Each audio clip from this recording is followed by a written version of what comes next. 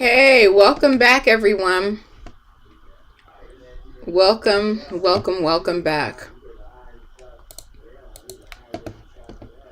Welcome back. So we're all doing the same thing. We ran and got our snacks and our drinks and our this and our that.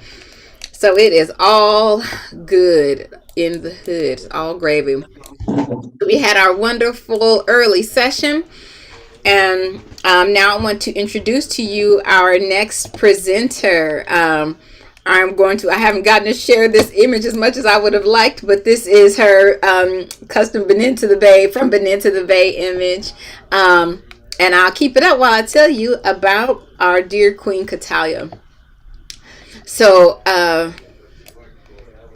Queen Catalia is the current sovereign of the imperial lineage and court Milner Meadows um, de la Livre, and is held by Her Imperial Majesty Queen Catalia de la Livre.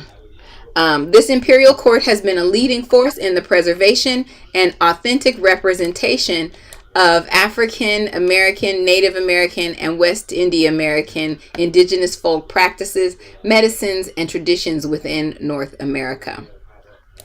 The imperial lineage, Milner Meadows de la Livre have been imperative in these spiritual practices and tradition in America's history since the late 1700s. Queen Catalia is acknowledged and honored and celebrated within the U.S., Africa, and Europe as queen of her lineage, court, community, and within the diaspora. The Imperial Court Milner Meadow de la Livre expresses the importance of building and encouraging the people of today. Through her company, Her Imperial Majesty clearly recognizes the power and beauty of Mobile, Alabama, and acknowledging the beauty and power and significance of Mobile, Alabama, she has recently begun to hold an annual event that showcases the history and energy of this amazing city, in addition to her honor, known as the Hoodoo Queen Conjure Fete. So without further ado, I'm going to turn things over to Queen Catalia. Bonjour, bonjour, hello everybody. How are you doing today? Bonjour. Thank you so very much for having me. It is a true honor. Renmea, oui? Yes, no, I just wanted to say thank you to Tracy and thank you to you, because I have worked with Her Imperial Grace before, and one of my favorite people. And I know you're going to have an absolutely fantastic time with her. So I really want you to welcome her from the bottom of your heart. She's an extraordinary person. You'll learn more about her and the institutions that she manages. And I also wanted to point out in how the circles close, the images that you saw during the break, the Zangito, that was actually at the palace that I was affiliated with at Gagbo Huna Huna. And you got a glimpse of somebody in a sort of royal blue with a hat, and there was another person in royal blue next to him. That was me, but you didn't see my head. So the circle is closed, and it'll get even better when we hear from our beloved Queen Catalia. So thank you for joining us. It means a great deal to both Tracy and myself. Thank you so very much. Again, it is an honor to be here in the presence of all of you. Renmea, of course, honor and respect unto you, merci beaucoup, Tracy, for this. This is an absolutely incredible event that you all have curated, and I am just blessed to be here. I was asked to come here today to discuss traditional African-American conjure known as hoodoo, and to give you a true, authentic glimpse and introduction to this space. I want to make some things clearly known because it sort of throws people off. When you may see someone like myself, you may say, well, she's quite young. She's queen of her lineage. How does all of this work? Well, and also to the information and education and knowledge and wisdom that I carry. As mentioned, my family has been recognized here in the US before Alabama was even a state, to be honest, in 1789. And my family then founded a French Creole town in central Alabama called Benson, Alabama, from 1700 until 1919. There was some tragedy that took place and the town was flooded. Some of you may have heard of this celebrity. I believe her name is Amber. I can't remember her last name, but she mentioned about some flooded Black towns in the US. And she mentioned this place called Colija. Well, she said Codalia, but it's really Colija, which is the indigenous tribe that my family is from. And the first queen, Nancy de la Live, was known at that time. So because of this, my family has had uninterrupted influences when it comes to our traditions, because we literally have been in the same place only 50 years less than the United States was even called the United States. So my grandma and my great-grandma my great-grandma was born in 1904, and my grandma was born in, I think, 1920-ish, 1928 or so. And I grew up with the both of them.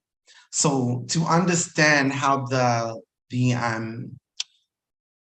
connection, the unbroken traditions are very much still alive, that just gives you a little glimpse into that. I also would like to encourage you to go. I'm certain that everybody here is familiar with the book To Kill a Mockingbird by Harper Lee.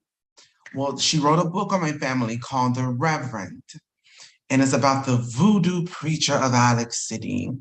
But he did no voodoo. It was my great aunt, Risha Milna Meadows de la Live, that worked for him. The book is not published because there's a family in Alex City that is holding the manuscripts, because it was also insurance fraud that was exposed, and that would then expose their family's doing of his. He was a murderer, of his killings and such. And so you can still Google the information though, and you will see all of that. It's a whole lot of shenanigans. So, but we're here today to discuss traditional African-American conjure known as Vodou. And I'm going to break some things down because a lot of people do not understand that there's actual, there's actual barriers and not so much hierarchy, but there are very clear positions in this in this culture. I'm sorry to interrupt you, Queen Co. I'm recording. I wanted to get your opening, but let me know when you feel like you want me to stop recording. Oh no, you can record as long as you need to and stop whenever you like. Okay, thank you. Absolutely. So the thing is, I want to break up these things. A lot of people just go, oh, hoodoo. Oh, it's just, folk practices and I can do this and I can do that. And this is what hoodoo is. Or I can take my crystals, put in a bag, take my incense, throw in there, take these roots, put in here. And now this is hoodoo. And it isn't. What is hoodoo? Hoodoo is broken down into these positions. One, it is some aspects of our traditional African religions. That is number one. Well, what do I mean by that? And y'all can type in the comments.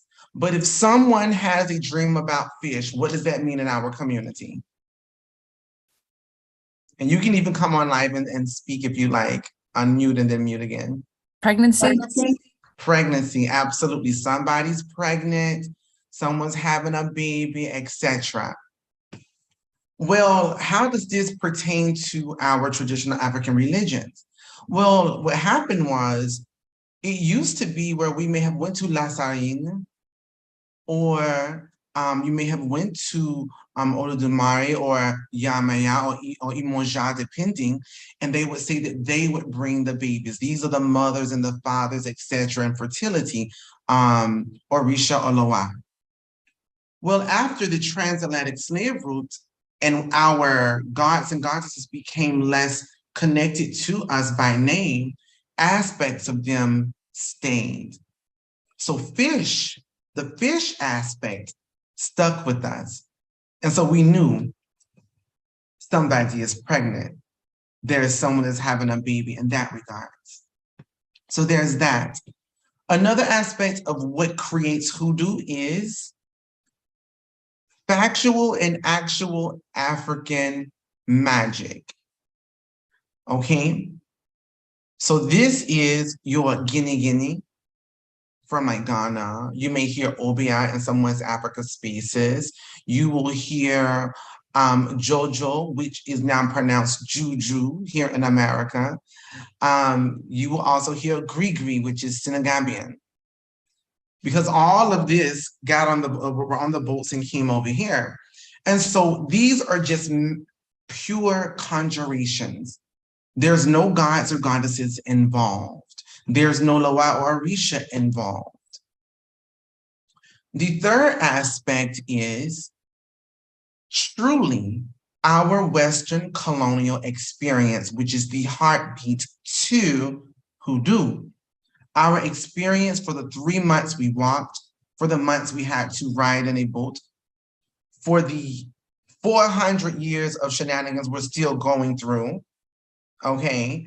And this is what forms hoodoo.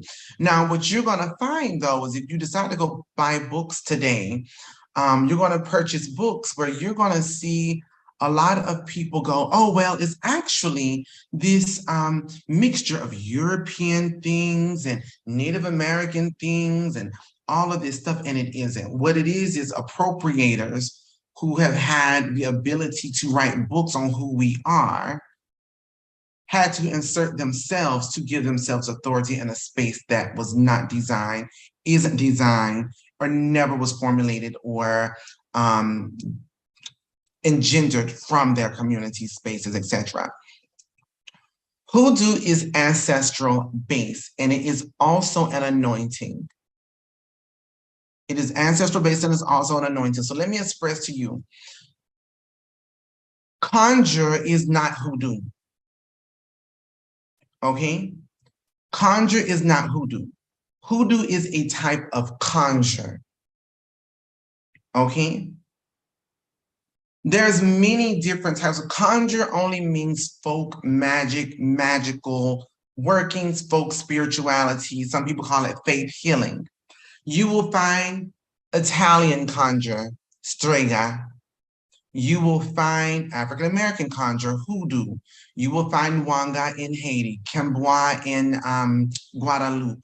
You're gonna find Obia in Jamaica, in those spaces. You're gonna find Juju in the Sea Islands with the Carolina with my Gullah Geechee people. You're gonna hear them most of the time call it Juju versus anything more so than hoodoo. And so you have Latin X conjurations, brujeria, spelled 390 different ways, depending on which Latin space you're in.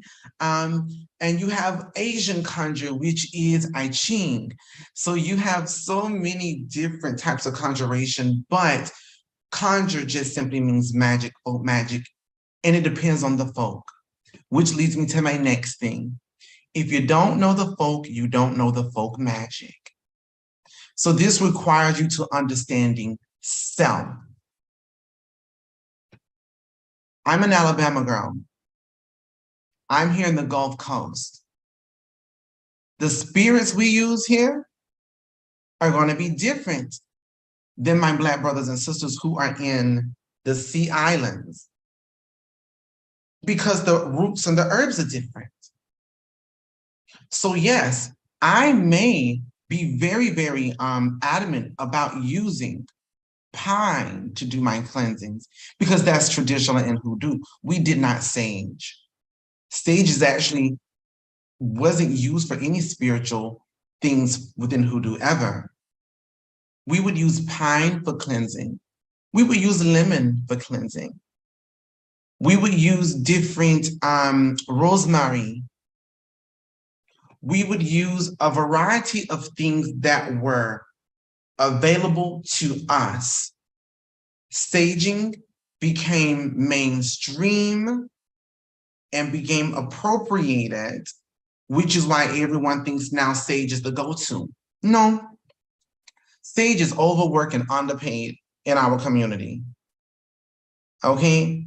Sage is overworked and underpaid, and it's absolutely it's a very sad thing because a lot of these particular holy plants are becoming quite extinct very quickly because of the mainstream, as I call it, trenditional versus traditional, um, um, not just utilizes, but respect and honor of the species. So you have this in regards to the spaces of hoodoo.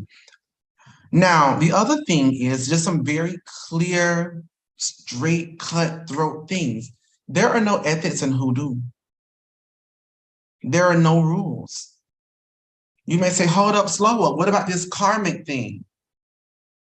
See, when you grow up in the culture of hoodoo, you learn the only way to right a wrong is to right that wrong. Period. You do something to me, I'm not going to wait around and let it and hope the universe takes it away. You send me something, I'm taking it off. I may have the right or the power to send it back if I so decide. But if you send something to me, it is my job to get it off, not to wait for it to just wither away, because it doesn't sit like that. So if I did something to put it in a jar and I put it in the ground, the only way that that's going to undo itself is if somebody find that jar and they disassemble it and they dispose of it differently. But that jar is going to stay buried. It doesn't go away.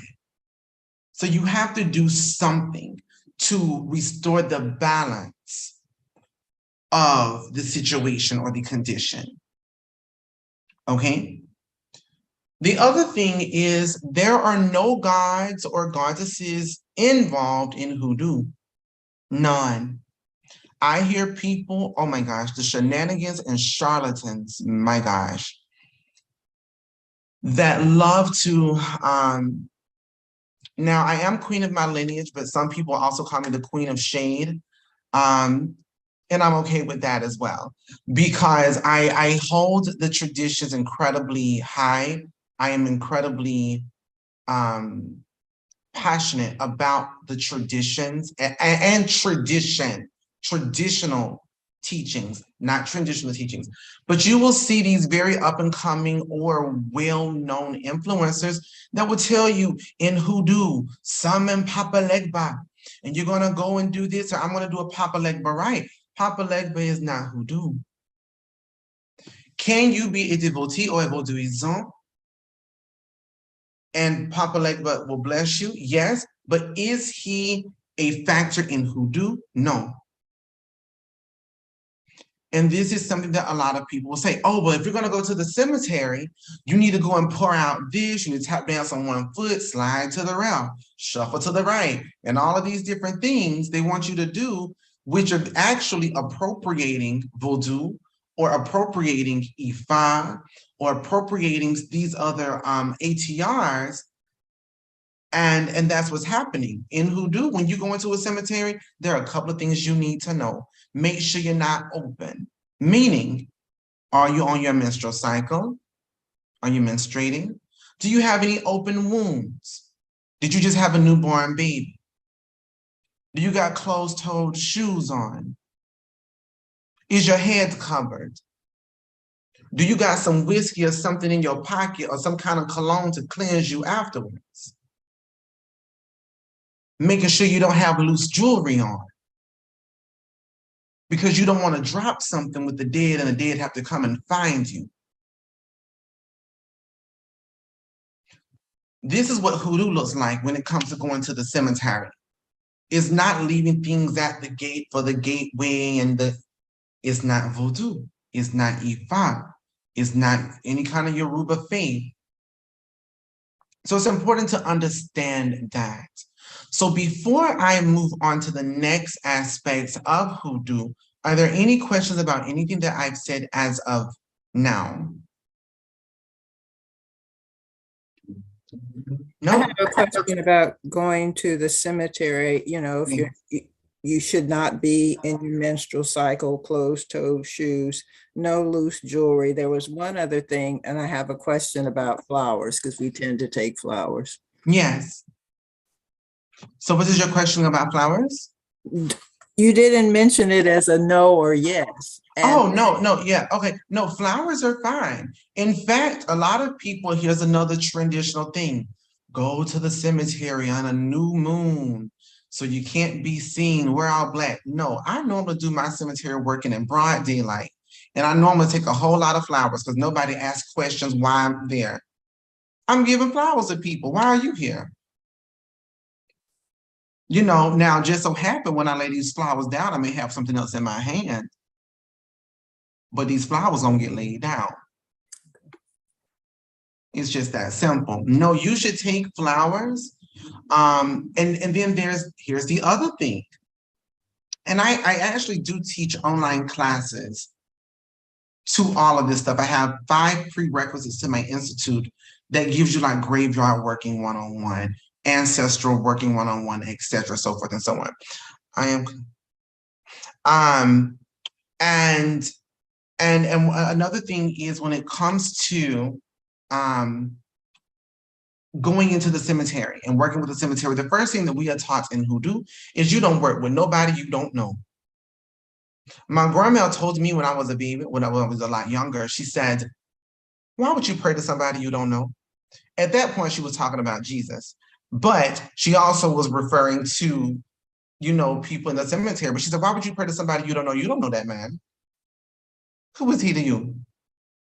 She said, but when I cross over, you're going to know exactly what I can do because I've been taking care of you now for over 20 years. I done put food in that belly, not him. And so it's important to also understand when you go into the cemetery, and also the graveyard, the cemetery is the Walmart of hoodoo. I'm telling you, you can do a variety of things there.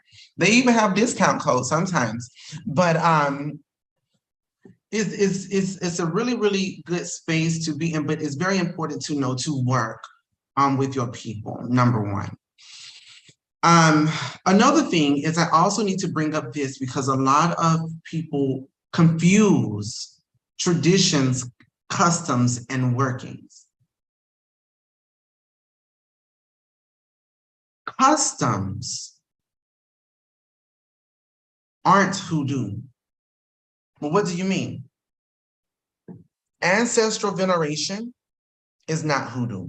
That's a custom of the diaspora. There's people in Haiti that's doing voodoo and ancestral veneration that has nothing to do with hoodoo. You got people in Guadeloupe doing other situations and have nothing to do with but ancestral veneration is there. When you go to the continent of Africa, there's ancestral veneration there. It's not hoodoo. Hoodoo is American. Asians do ancestral venerations. It's a custom of our people. So a lot of times people confuse our customs with workings and traditions. Okay? Well, what is traditions? Traditions actually can be more specified to your lineage and your region. If your right hand itch, it means this. If your left hand itch, it means that.